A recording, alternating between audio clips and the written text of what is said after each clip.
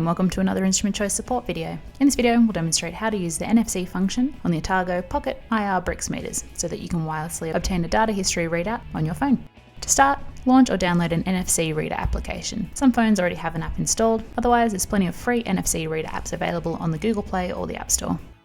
I am using NFC Tools, this is linked in the video description.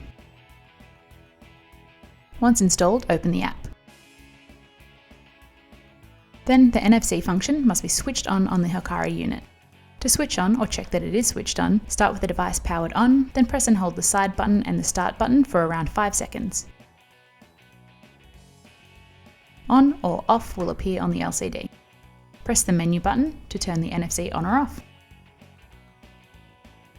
When your selection is on the screen, in this case we are turning the NFC on, press the start button to confirm.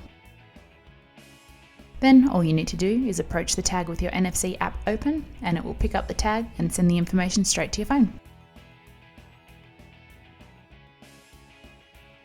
Here the only information provided is NNN. This is from when we turned the device on. So we'll take a few measurements.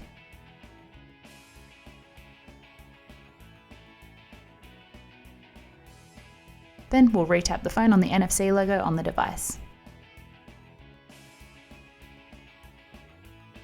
This time we can see the date, time, measured bricks percentage, as well as the temperature. From here, most apps allow the sharing and saving of your collected bricks data. And that's how to use the NFC function on Atago Hikari Brix Meters. Want more information on Atago meters? Speak with an Instrument Choice scientist. Contact details can be found in the video description. We hope that you found this video helpful. Thanks for watching.